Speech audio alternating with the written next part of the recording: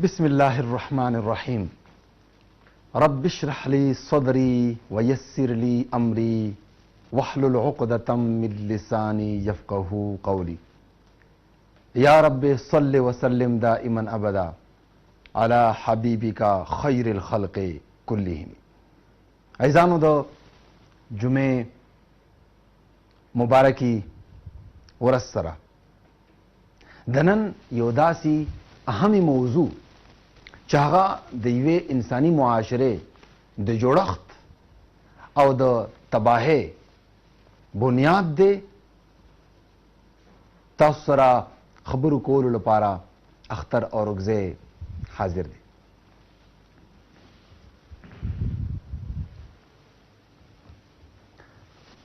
ऐसा दा मौजू हगदा चिनंद दुनिया कम मुबेश वो अतिया मुल्कुना दहागे बाकायदा कार दी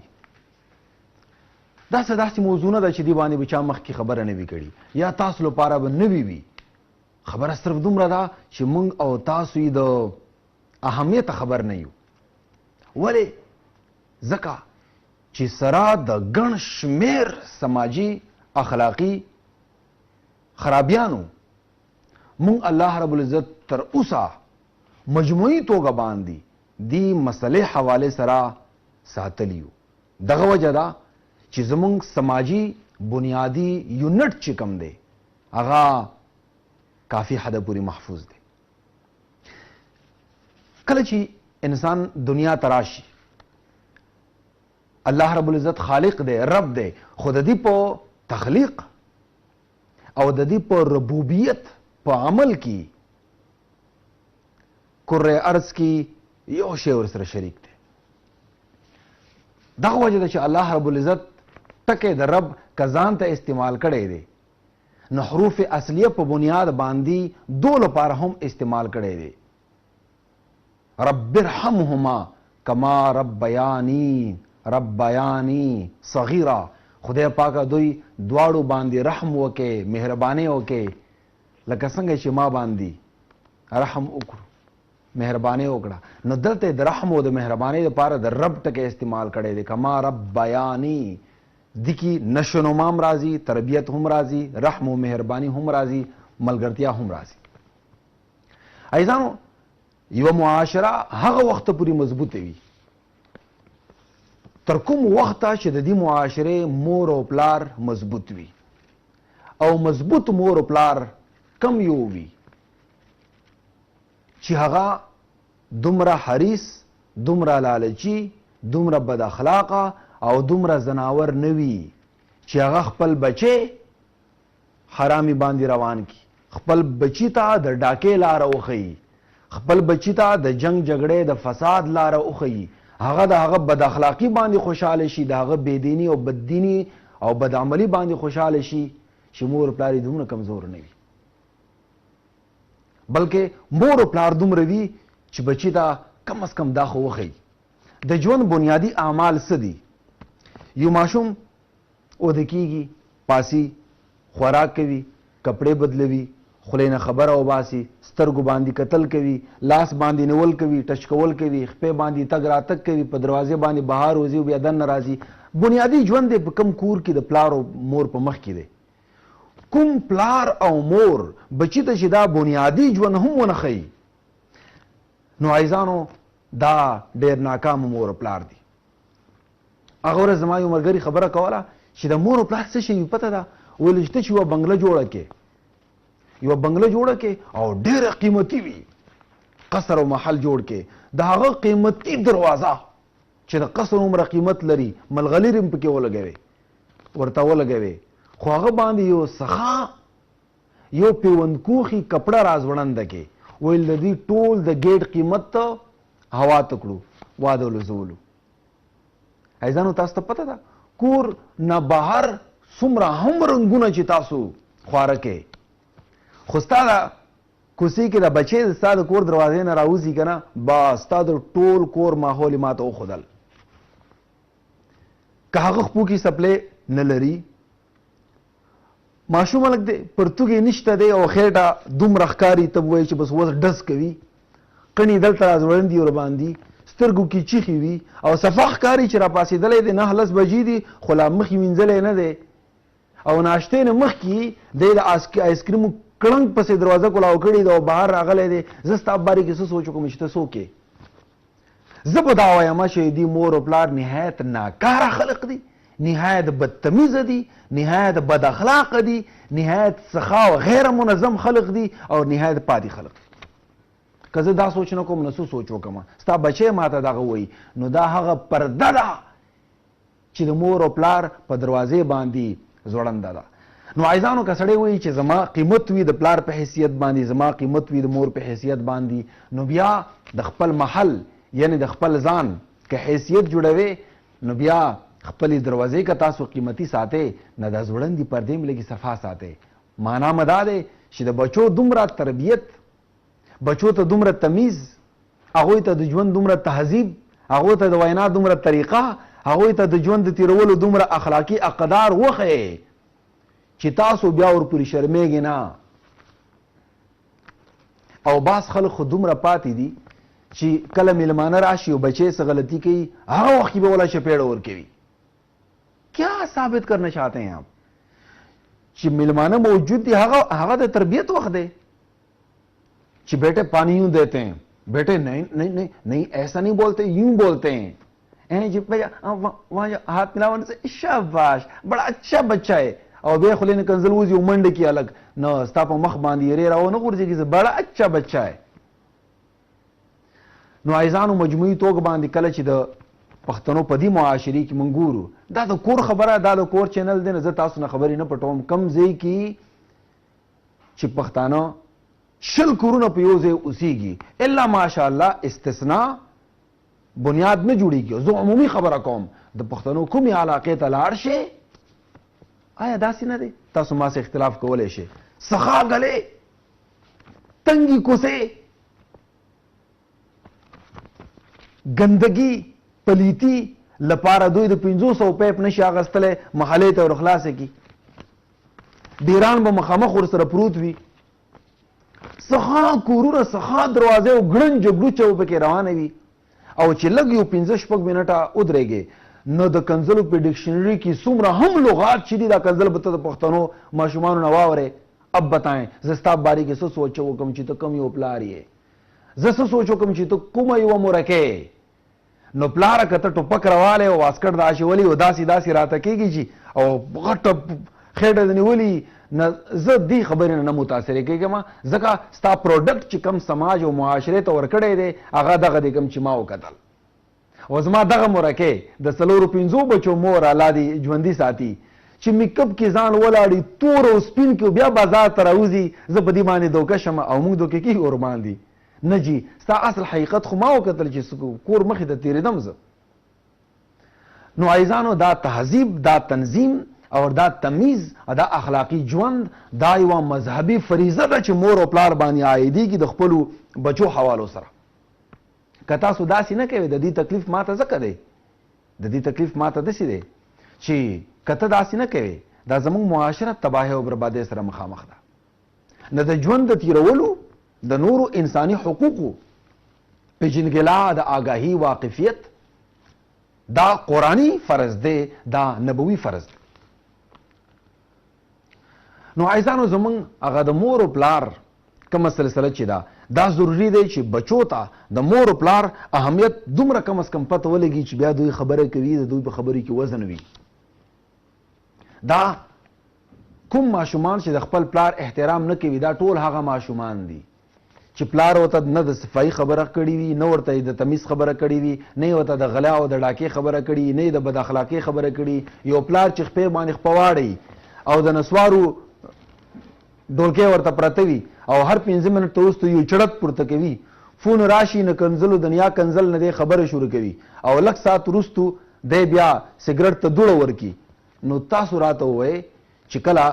دا الک عاقل بالغ شي دې ته به چېرته پته نه لګي چې د نسوار بد شی دی کلم چې ورته پته لګي چې نسوار بد شی دی نو ستا عزت به کمیږي ځکه تا ورته نه دي ویلي تا په خپله دا عمل ورته ښودلی دی دې ته به چېرته پته نه لګي چې دا کنزل د تباهۍ سره مخامخ کوي ممکنه ده د یو کنزلو د وجې نه یو سړی 10 کاله په جیل کې پروت وي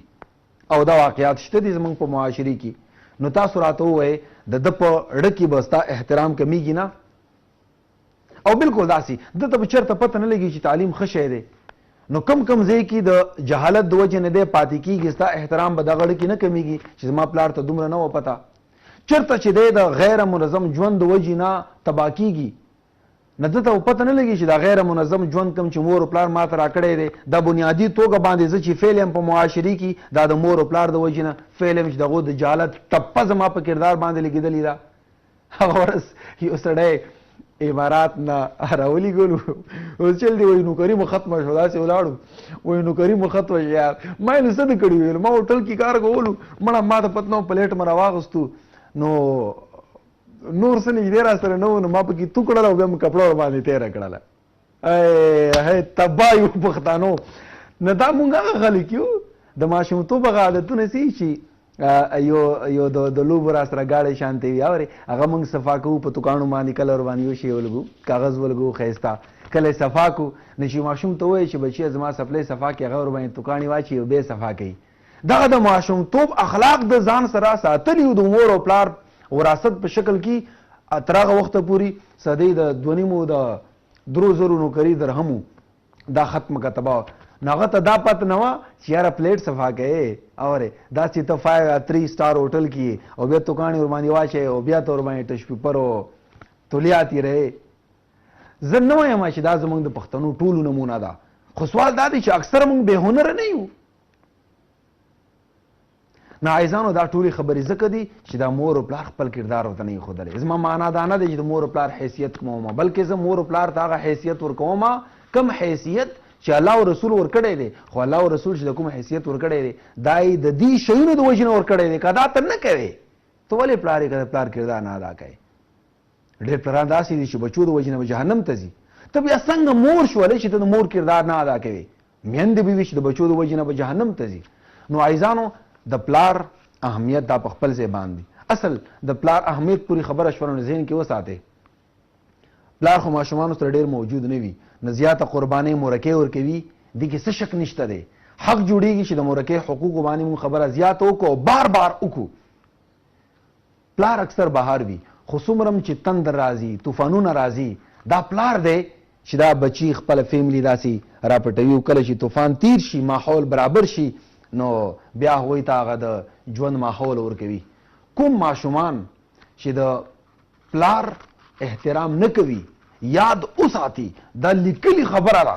که پین پنسل در سره وي چې دا د ما طرف نه ولیکې، ځکه دا یو کائناتي حقیقت دی. دې لپاره د مسلمان کېدو هم ضرورت نشته دی. که کافر یې که مسلمان یې، خو د پلار احترام د نه دی کړی، والله بالله دا بې احترامي، دا تذلیل او دا تباهۍ به ته په خپل ژوند کې یې د خپل د بچو د لاسه.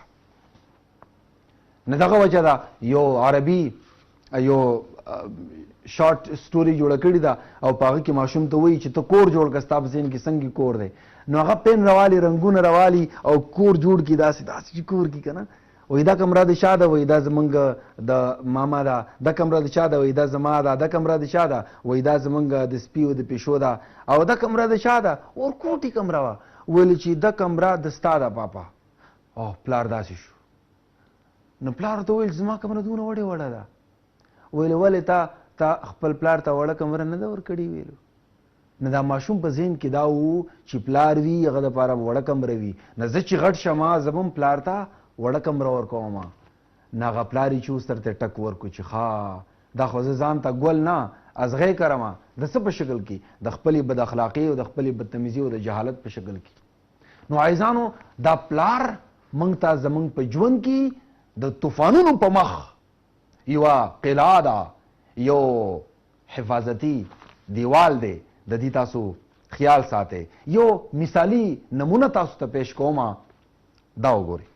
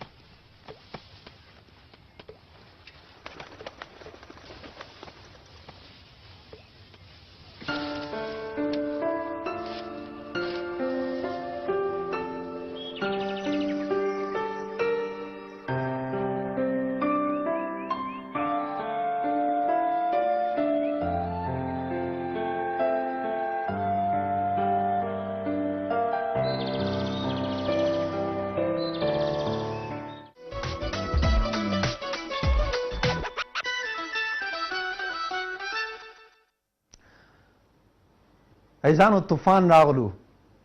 نو دا صرف یو تمثیل دی چې دا غټي جبه پته نه لګي دا خو مقابله کوله مطلب د ژوند تار پوری دا جبه ځوړنده وه چې کله طوفان تیر شو مرغان الوت شروع کړو نو هغه خپل سینه کولاو کا فیملی بهر راووته نه دا یوه د فیملی د حفاظت لپاره د خپل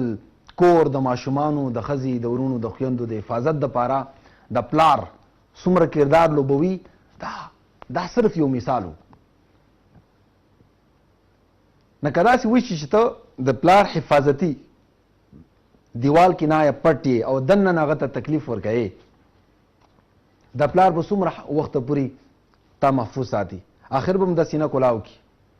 او تا به دې طوفانونو ته حواله کی او کوم پلار چې کم یو بچی طوفانونو ته حواله کی هغه نه عیزانو بیا د بارودو یوه ګولۍ جوړې شي هغه بیا یوه خودکشه دماکه ده چیر ځای باندې ورغله هغه بیا یو ټوپک دی هغه بیا یوه چاړه ده هغه یو سوټ دی چې د هر چا په خېټې کې دننه شو هغه یوه توره ده چې د هر چا مرۍ باندې بیا تېره شوله د دې مثال دا بله ورځې زمونږ عثمانزی صاحب یو جیل ته لاړلو نه یو ماشوم نیولی شوی و چې هغه ته چوټه ډان ویلې کېدلو چوټه ډان او دا نن سبا دا بېغیرتۍ دا دومره عامه ده چې ګاډو باندې هم ډېر فخر سره لیکو ګورې سترې سترګې نه منم ګاډو باندې څه لیکو هر څه منم خو بدماشي نه منم ښه بل ځای کې لیکلي دي غریبي به منې ښه بل ځای کې لیکلي دي سترې سترګې او فول نشه ښه سوال دا دی چې دا شیونه دومره ښه بل ځای کې لیکلي پرنس پدرم سلطان بود ښه بل ځای کې لیکلي دي چې ډان ګاډي باندې ډان بل بدماش دا خو عامه خبره ده سترې سترګې او یو غټ هغه ورسره وي دغسې دا زموږ عام تاثر دی کوم چې عام دی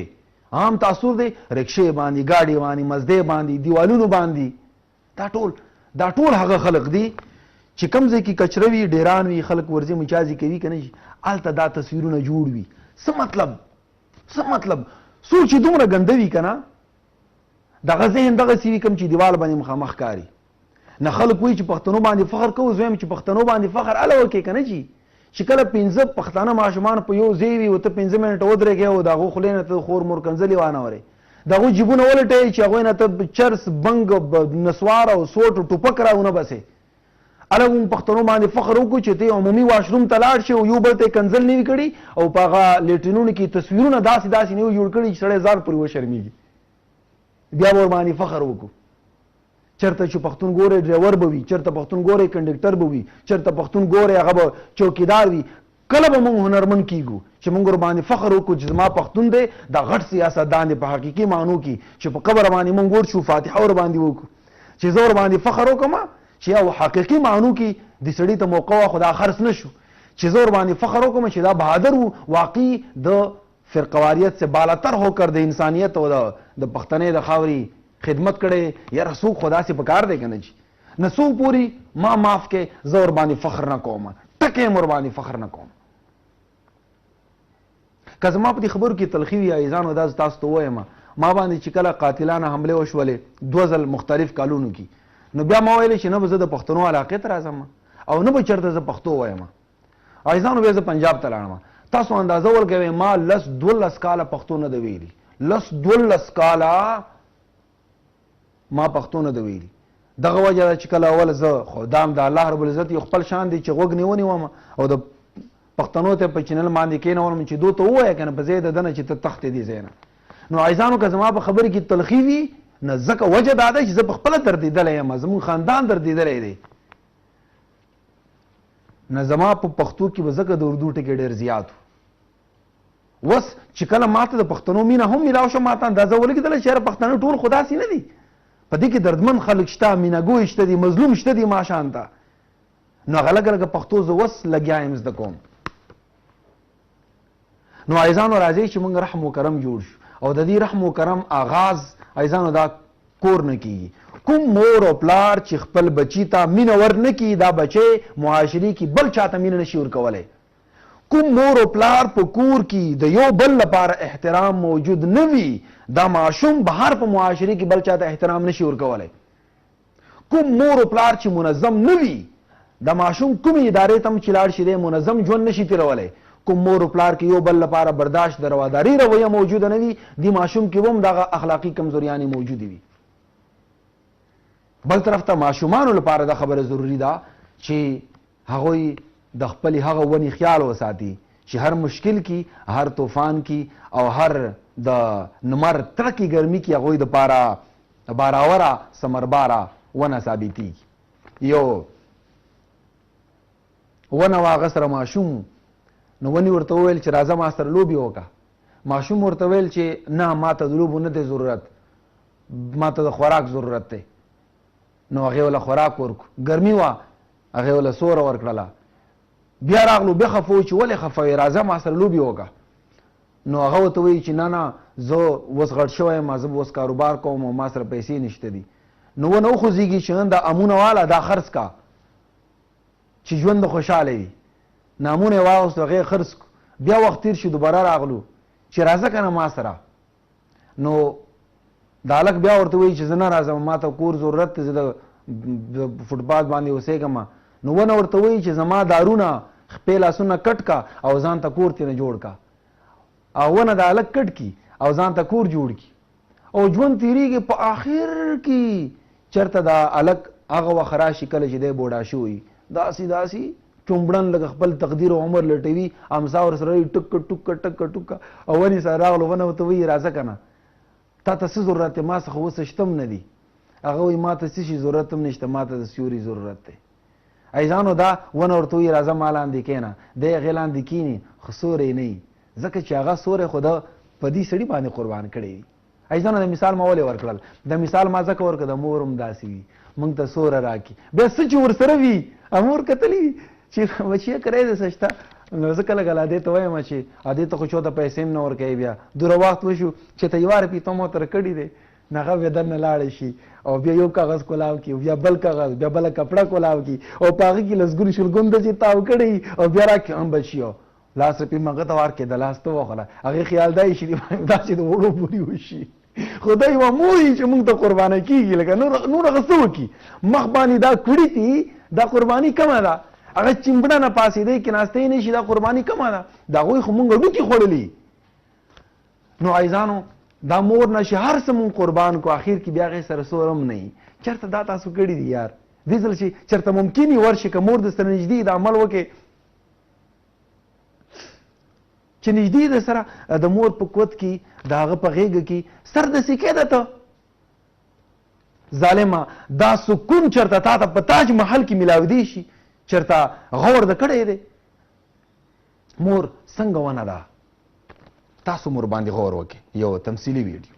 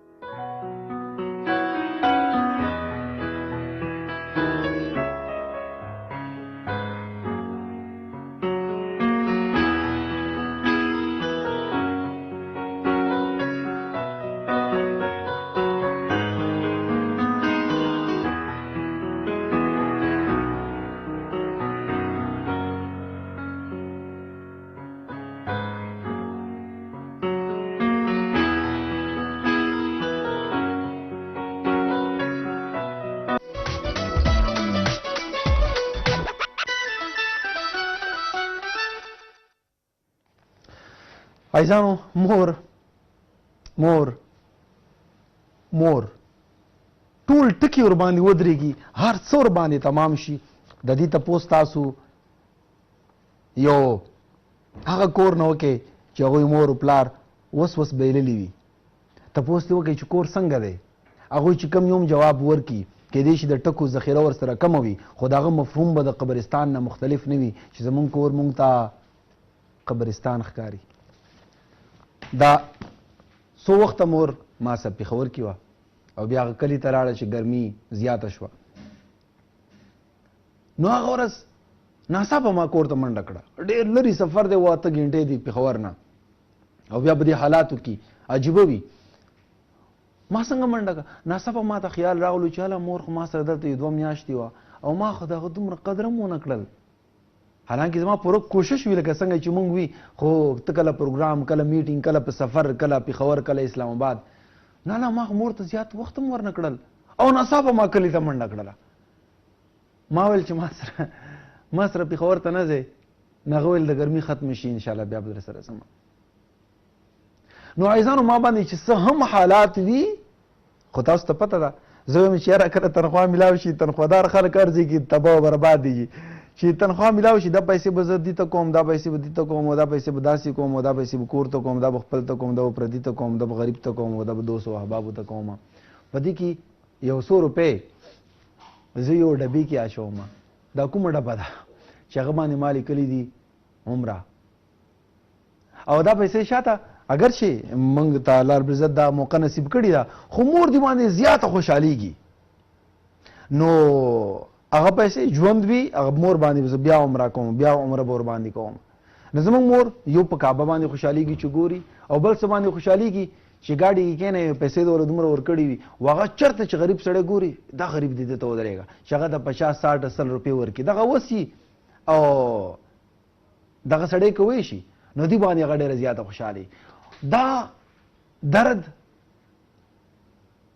دا په هرې مور کې موجود وي، خو دومره خبره ده مور چې بېوسه شي هغه خپل ځان پورې راټولی شي، او که د یوې مورکۍ بچي شتمن وي نه د مور هغه مورني جذبه چې کومه ده هغه نوره خوره شي، بیا هر ماشوم ته هر هلک ته بیا هغه د مور په هغه د خپل بچي په نظر باندې ګوري. عزیزانو د مور حواله سره ما د خبرې لګي اوږدی کې زه سوالات او جوابات هم راځم په لږ وخت کې خدای دې وکړي چې دې سوالات او جواباتو باندې خوب تعبیر او د مسایل او وظایفو حواله سره خبره وکم. خو یو آخري پیکج دی د مور اهمیت حواله سره چې دا مور څنګه وي، او څوک چې د مور احترام نه کوي، د پلار احترام نه کوي، د دوی ژوند څنګه تباهۍ سره مخامخ کیږي، او دا څنګه هغه کلیه ده چې قرآن او حدیث کې بیان ده. څوک چې د مور احترام ونه کي دا داسې دی لکه چې شرک کوي ما سره، زه شرک نه بخم او د مور او پلار په باب کې بد اخلاقي هم نه بخم.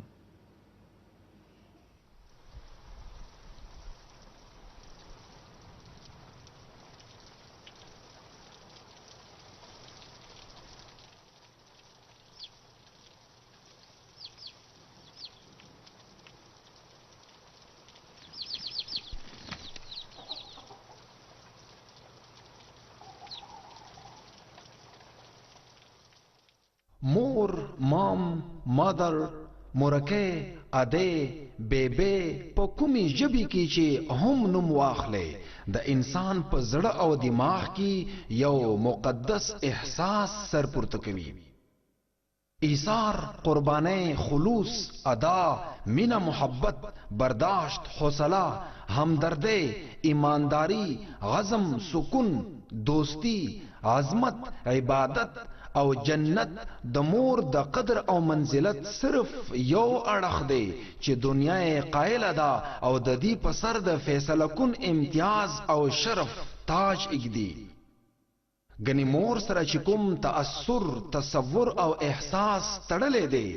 هغه ته مونږ د ټکو عنوان نشو ورکولی. دا د مور بېغرضه مینه او قرباني ده چې په بچو ټول عمر قرض ده. دا مور دا چې د بچی پیدایش سره دین خپل ځان هیر شي او خپل ژوند د خوږ بچی ژوند نه زار قربان کړي. حمل، وضع، پرورش، زیبایش، نگهداشت او تربیت، مینه، احترام او خدمت کومه مرحله ده چې د مور د عظمت څوک مقابله وکړي. چې بچی په دنیا کې سترګې وغړوي نو مور ځان ورته داسې وقف کړي چې خپل ځان، خپل هر ضرورت ترې نه هیر شي. صرف دانا چې بچی ماشوم دی نو دی پرورش کوي، دا د خوراک او اسکاک بندوبست کوي، د کپڑے جامې اهتمام کوي، کینوي، پاسوي، ناپاکی پاکوي، د ګوتی نه نیسی، غیږ کې ګرځوي، د خبرو اترو او د ژوند چل ورته ښایي. بلکې چې د عاقل بالغ او ځوان شي بیا هم د غم نه بېغم نه وي. داسې ښکاري لکه خالق لم یزل د مور لمحه تخلیق کی خپل رحم و کرم، ظرف او مهربانی شامل کړي دا. پسری د خپل عفو و کرم او د رحمت چادر خور کړي دی. عظمت، مینا، اثار او قربانه، همدردی د ځمکې او د آسمان وسعتونه، هوای سحر، سکون شب، د جذبو سمندر، د دعاګانو خزانه مقدر کړي دي او په خپو کې ورته جنت خور کړي دي. دغه وجه ده چې قرآن حکیم د مور پلار زړه ازارول د شرک برابر ګناه زباده کړي ده. الله رب العزت فرمایلی دی چې ستاسو رب دا حکم ورکړی دی چې هغه سره څوک شریک ونه ګڼي، او خبردار چې مور او پلار سره ښه سلوک کوي. که هغوی ضعیف، کمزوره او زاړه شي نو داسې خبره د خولې نه مه وباسئ چې هغوی ته تکلیف ورسي. د هغوی تعظیم کوي، هغوی ته تکلیف مه ورکوي. د هغوی په مخ کې عاجزي او سرټیټي کوي او ورته همیشه دعاګانې کوي چې یا الله زما مور او پلار باندې رحم وکړي لکه چې زه پاللم. نبی اکرم صلی الله علیه وسلم فرمایي چې ټولونه بدبخت سړی هغه دی چې مور او پلار یې ژوندي وي او د دومره خدمت هم اونکړي چې جنت ورته واجب شي. د نبی پاک صلی الله علیه وسلم ارشاد دی چې چانه مور او پلار خفوي هغوی په یو عمل هم خپل رب نشي رضا کولی. ځکه به پیغمبر اقدس صلی الله علیه وسلم ماشومانو او ځوانانو ته همیشه وصیت کاو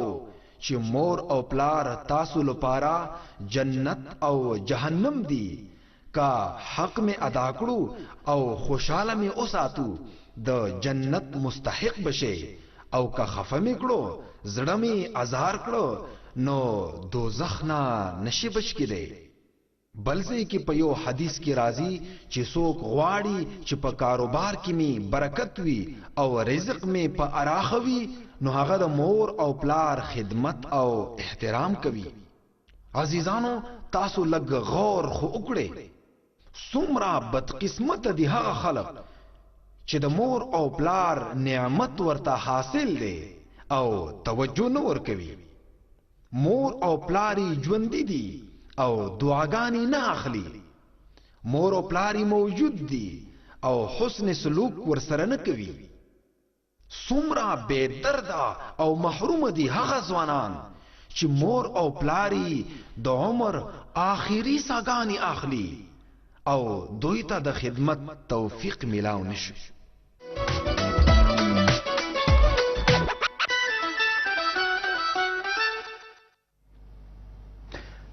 ایزانو کم ځای نه چې ما د پروګرام آغاز کړی و چې د زمونږ سماج، زمونږ معاشره دا بنیادی یونټ باندې تړلی ده او دا بنیادی یونټ مور او پلار دی. د مور او پلار چې احترام موجود وي معاشري کې د احترام هواګانې الوزي، او چې کوم مور او پلار د خپلو بچو د تربیت خیال ساتي دا تهذیب او دا تمیز دا پوره معاشري کې خوريږي. کله چې دا بنیادی یونټ موږ نه مات شو زمونږ معاشري کې دا لږ ډېر خوی، خلوص، روایت، ثقافت، مینه و اقدار او د چیو یو روایت موجود دی، د احترام د پاسېدو یو روایت موجود دی، د کړه وړه د غم خادي کې یو بل کر د تګ راتګ کم روایت موجود دی.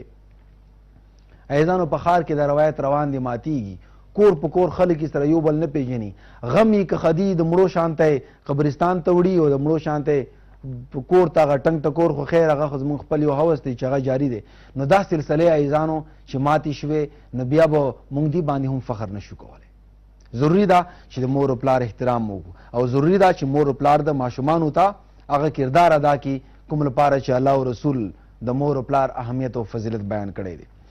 امجد ورور تپوس کوي چې بعض خلک توبه وباسي نو مخ باندې دواړو طرف ته لاس ږدي، دینه بغیر توبه نه کیږي. امجد دین بغیر توبه نه کیږي سو چې دا خبره دا بدعت ده، په مخ دواړو طرف ته لاس کې خودړو څه حیثیت نشته دی، دا خو یو ټوکه ده په ډرامو کې کیدای شي. د توبې خپل شرطونه دي، یو شرط دا دی کوم عمل چې کوي ستنه چې توبه وباسه پر خودل.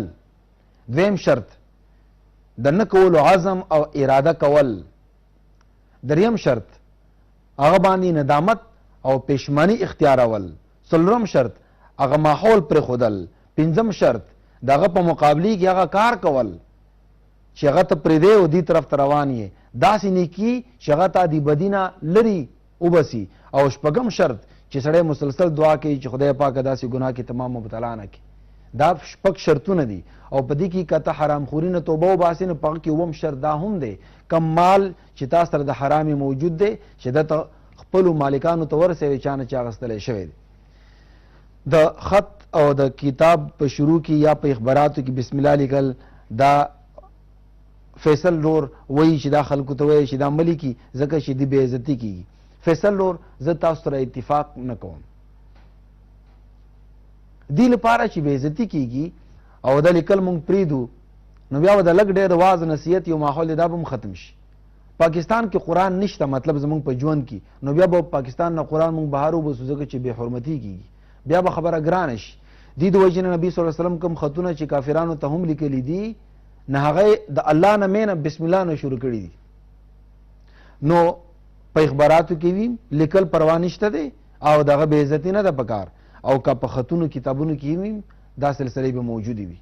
نو کتابونو کې ستا د اسلامیات په امتحان کې د اسلامیات پرچا سورت نور، سورت نساء، سورت احزاب، سورت انفال خلق په بډو کې په خښتک کې ځان سره ګرځوي. نه د دې جواب دا دی چې تاسو کتابونو کې ملي کې، او که جواب دغه دی چې دغه د کې خودلو دا ځای نه دی. یو مولانا صاحب تپوس کوي چې اطلب العلم ولو بالسین د حدیث سند څه دی. ایزانو دلته چې کومې مسلې مونږ وایي دا ټولې مسلې د جایز ناجایز دي. سند څه دی دا یو عالمانه سوال دی، که دې باندې مونږ خبره کوو نو په دې باندې زما اورېدونکي په ټکي نه پیږي. خو که ستا مطلب دا دی چې دا حدیث دی او که نه دی نو په د علما کتابونو کې دا لیکلي دي چې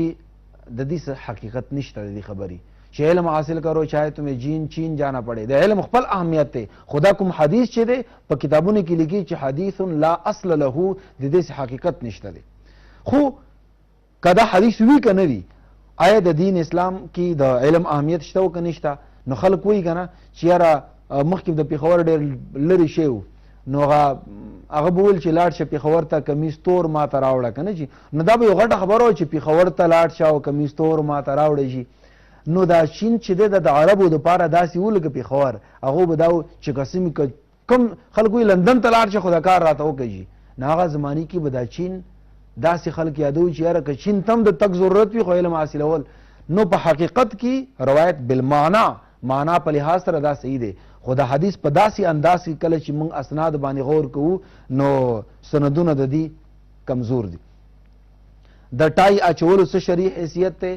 څه هم پروا نشته دی. که سکول ته آشئ که دفتر ته آشئ داسې د کفر د اسلام معامله نه ده. هغه زمانې کې د دې ممانعت زیاتو، کومې زمانې کې چې دا صرف د عیسایانو یا د غیر مسلمانانو علامت وو. دا اوس عام حکم شي چې عام شي مسلم غیر مسلم استعمالوي نو د لباس په باب کې د هغه قباحت بیا ختم شي. خو که ما نه تپوس کوي چې دا چول پکار دي که نه نو زما جواب ووي چې نه کپړه د رازوړنده ده، پوزه پاکوي ورسره، استنجا پاکوي ورسره، رومال د لاسونه وچوي. د کم مرض دوی ده دا ټای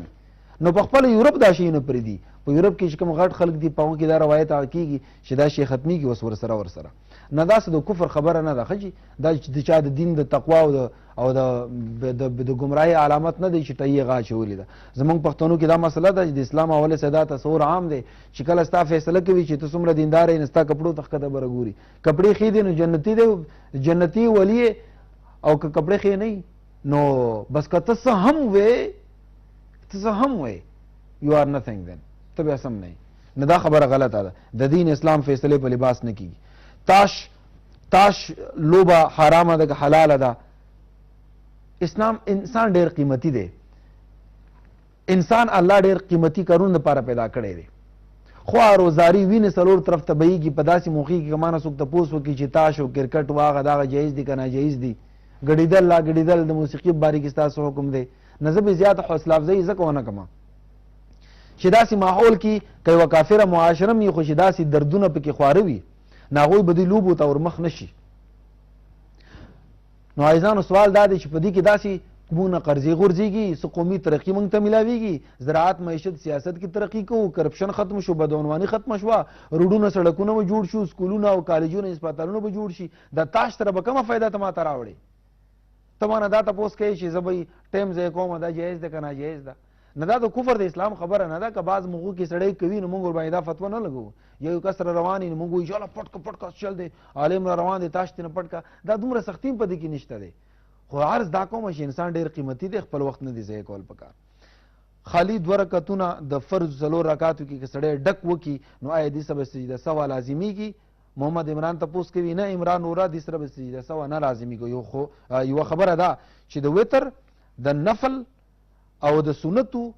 4 رکعات خو چونکې هسې هم ډک وي په دې کې که سړی یو رکعت خالی وکړي نو بیا به سجده سهو ورباندې لازم وي. خو فرض په 4 رکعاتو کې آخري 2 رکعات چې کوم خالی وي دا که سړی ډک وکړي نو په دې باندې سجده سهو نه لازمیږي. ماریا خورکۍ د مالاکنډ نه تپوس کوي چې خوب کې څو ورځې وشولې ماته دا چرمخکۍ ښکاري او دا کله په دیوال باندې کله برنډي کی کله دا ما باندې حمله کی او کله زما خپې لاندې کله د زه په ستر او په چادر باندې ینم. بهرحال خورکۍ که معامله د رښتې وي چې رښته روانه ده نو دا رښته تا ته ښه نه ده. که د الګ خوب ویني او بیا چرمخکۍ ګوري یا لومړکۍ ګوري یا بیزو ګوري او یا میخه ګوري نو دا هغه دپاره ښه تعبیر نه دی. داسې جنۍ څه واده نه دي کول پکار. که ته استخاره کړي وي او ته باندې زیات انحصار کوي او نور ژوند نه خبر نه وي او که ته کاروبار چا سره کوي پیسې لګول غواړې بیا دا خوب وینې نو دا کاروبار ورسره مه کوه. دا د خیانت او د دوکې علامت دی. او که ته سفر ته روان یې خاص کاروبار دپاره او بیا دا خوب وینې او بار بار یې وینې نو دا بیا یو الهام وي بیا دا تا ته نقصاندې ثابتېږي. نو په خوب کې چپکلي چرمخکۍ کتل عمومي توګه باندې څومره هم تعبیرات د دې راځي هغه څه مثبت نه دي. جواد احمد تپوس کوي چې یاره چاند کتل سپوږمۍ کتل په خوب کې دا څنګه دي؟ که ته تعلیم یافته یې ځکه ما ته څوک تفصیل بیان نه کړي نو بیا ضرور زه هغه آپشنز وایم چې تعلیم یافته یې که عمر د دا وي که ته واده کوې که نه کوې نو په خوب کې لږ بیانوي چې دا عمر دی دا تعلیم دی دا کول غواړم او خوب مدا وکتل بیا ما ته اسانه شي چې بھئی دغه اجزا منطبق شي د خوب تعبیر باندې. جواد احمد تپوس کوي چې یاره چاند کتل سپوږمۍ کتل څنګه دي؟ نو که ته واده په سلسلې کې نو دا ښځه به نیکه ثابتېږي ښایسته ثابتېږي. او که ته څه اپلای کول غواړې دې معنا دا دی چې تا ته به ښه نوکري میلاویږي ښه نوکري به میلاویږي. او که ته داسې وې چې یاره تا ته څوک آفر کوي د ګناه آفر کوي د حرامخورۍ آفر کوي ناجایز د ووټ ورکولو او بیا دغه سلسله ته ګورې نو بیا دا د بدنامي علامت دی د بدنامي علامت دی.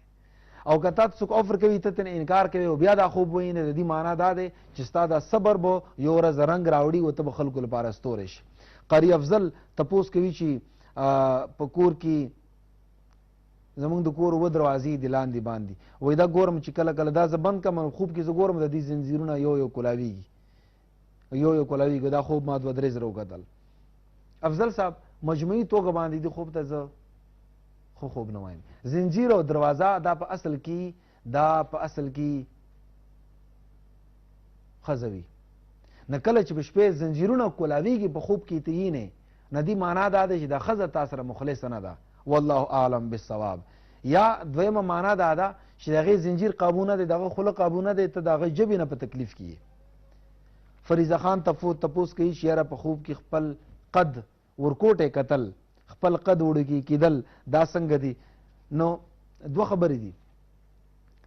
که د رزق مسله وي درته، که د روزګار مسله وي درته، بنیادي ضرورتونه نه پوره کیږي، نه دا بیا د رزق د تنګي علامت دی، لږ د همت کولو ضرورت دی. او که په عام ژوند کې نه دا به احساس کمتري ده، سړی میک اپ ډېر زیات کوي، غټي غټي خبرې کوي، زما ورور داسې دی او داسې دی، زما پلار داسې دی او مونږ په کور کې داسې کوو، زمونږ بچی خو داسې دی، او په حقیقت کې داسې نه وي. نه دا په خوب کې خپل قد ورکوټې کتل معنا دا چې ته د احساس کمتري کې مبتلا یې، نه څه چې دی هغه مطابق ژوند تېرول پکار دی. ادریس ګل تپوس کوي چې میخه په خوب کې کتل، سپی په خوب کې کتل دا څنګه دی؟ دا ښه نه دي. لکه څنګه ما په شروع کې عرض کو د ماریا د ملکنډ په خوب په تعبیر کې دا دعا زیاته کول پکار دی. وما هم بضارین من احد الا باذن الله، وما هم بضارین من احد الا باذن الله. یو خورکې وي زمونږ بچی اکثر بیمار وي، سوکو دعا هغه د پاره دا دی سورت فاتحه وزلی، آیت الکرسی او سلور قل دا درې ځلې دا پتیلو باندې دم کا، دا تیل بیا په نوم کې وتا یو قطره اچوه او کله کله کخپې او سر ورته ماله شوی، نو ان شاء الله دې سره به د دایمي مرض چې دی هغه په کنټرول کې راشي. یو مرکې دغه وي زما د لور د رشتې مسله ده او بچی دی هغه نوکري مسله ده، کور کې پریشانی وي، بچی مو بهر دی نوکري ورته نه میلاویږي. نو د وظیفې او نور کوشش جاری ساتل پکار دی، هغه خو یو فطري امر دی. خو د وظیفې حواله سره د ماسخوتن موز نه رستو یولس ځلې درود شریف په اول کې، یولس ځلې درود شریف په اخر کې، او په مینس کې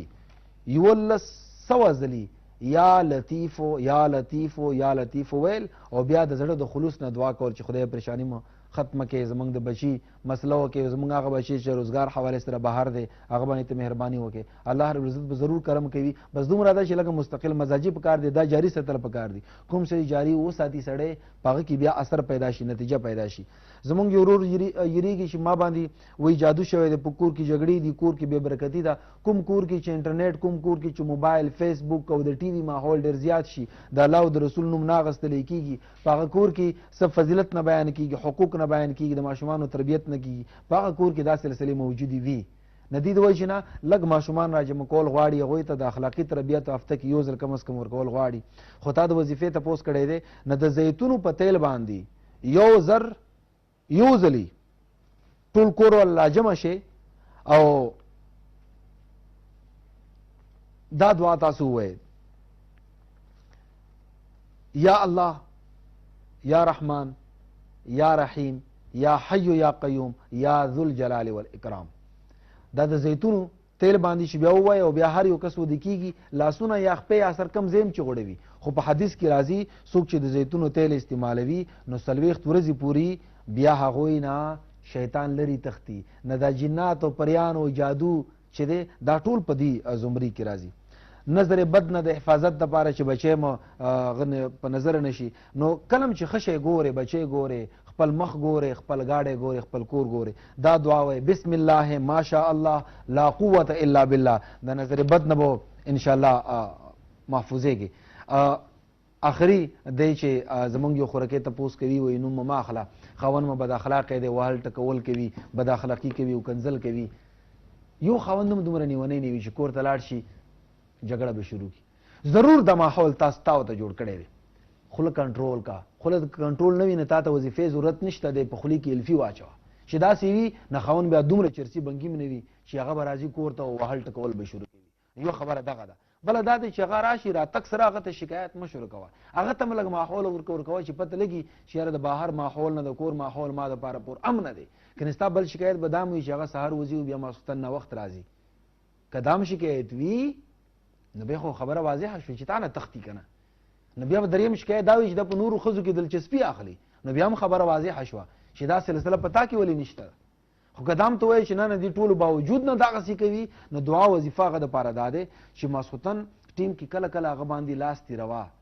لاس تیروه ورباندې او یا مساج کوه او دغه دعا ډېره کوه: قد شغفها حبا، قد شغفها حبا، قد شغفها حبا دا دعا چې زیاته کوي نو ستا مینه به دغه پړه کې ضرور کوزیږي او کله چې دی راځي نو روزانه کم از کم سل ځلې سلام قولا من رب الرحیم سلام قولا من رب الرحیم دا وایا دغه د خبرې چرته هم جواب مور کوه کله چې دی غوسه شي غزې پرېدا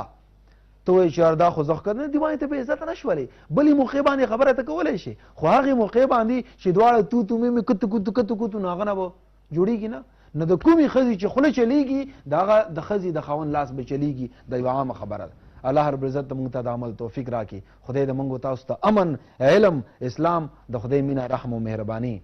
نصیب کړي السلام علیکم ورحمت الله